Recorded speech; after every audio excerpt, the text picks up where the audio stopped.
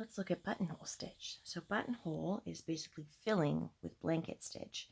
So when I fill a shape like this, it's a little bit more complicated. So you know what? Let me take a step back. Let's actually start by filling like a rectangle. And I'm having it kind of, if you look at the blanket stitch video, I have rotated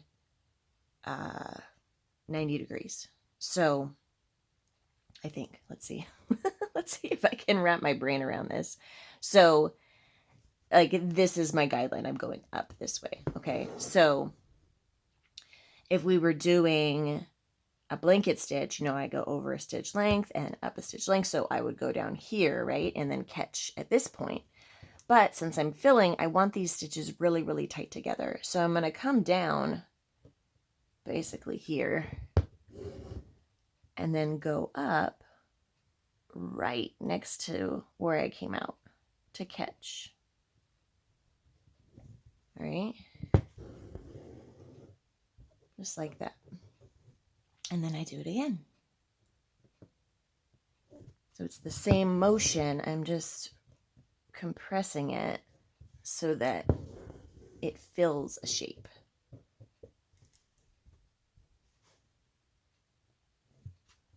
And what you end up is with these parallel lines, and on one end you have this cool knotted look.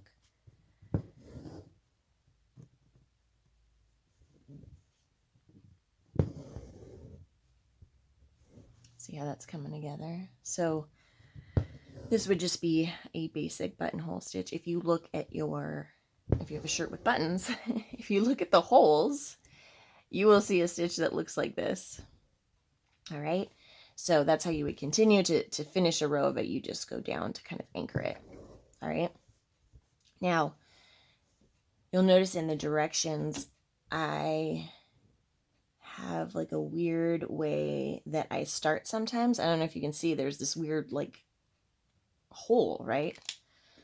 So alternatively, you can start on the other side and do this, I'm calling it like a detached chain stitch start. So I basically am doing a detached chain stitch to here. Oh, I did it backwards. So even I get confused. I'm doing it like a mirror image there. So wherever that detached chain loop is, that end is going to be where your blanket or buttonhole loop is. See, I confuse the words all the time. All right. Oops. So you can see when you have that other start, it fills in that little gap. You know, alternatively, if you find that weird or I don't know, you just don't like it, you could always like sneak in here and like put, let's see, I'm gonna try to get in and do a fakey, like fakey little stitch here to kind of fill it in like that. You wouldn't know if I wasn't using variegated floss, right? You could tell someone snuck in a stitch. I told on myself. So, okay, so when we're doing a shape like this, it's a little wacky. Let's see, how do I... This one, it's like, once I get started, I can figure out what I'm doing, but I always find the first stitch, I'm like, wait a minute, what? So there we go. I guess I kind of screwed up on that initial demo. I had the beaded side facing opposite of what we're actually doing. I apologize for that.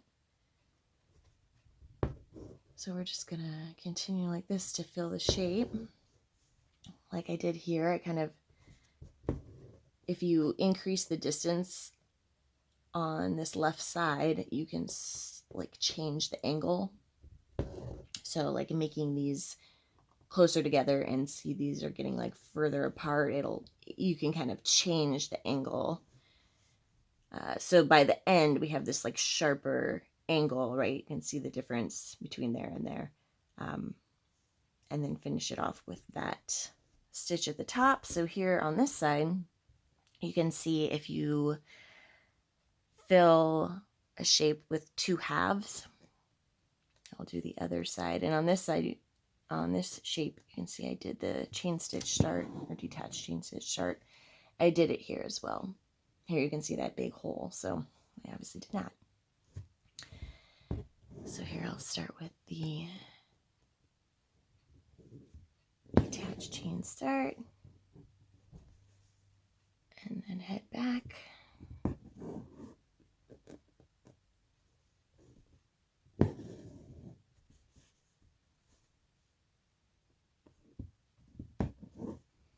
I just think this is a really cool look. I definitely prefer splitting my leaf shapes. What just happened? I just had some weirdness. I guess it's all right. It's just the way my floss is laying down there.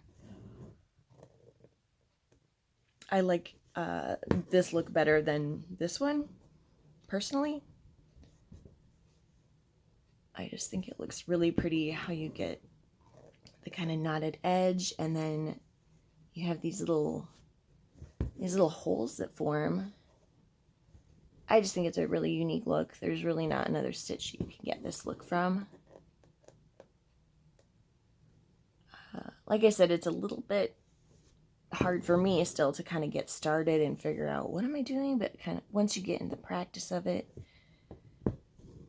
it should make more sense. If you have questions, please reach out. I'm happy to help. Because this one is a little tricky.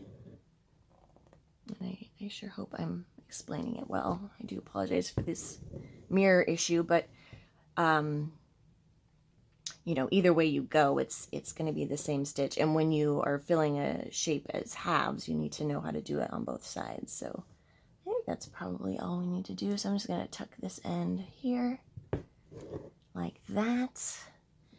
To see this one in the wild, this is the Autumn Birds pattern, and all of these leaves are filled with buttonhole. All right, so for these ones, I obviously did both sides, and I actually had to end my buttonhole here, so I anchored and then kind of started a fresh set of buttonhole for these triangles on the top. So I split each leaf shape into 4 segments, and had to do some faking here, for example. So I didn't actually do buttonhole here. I just like faked it with straight stitches because it's behind these other leaves. So if you want to see more details on how to use the buttonhole like this, you can look on the YouTube channel and just look for the Autumn Birds video tutorial.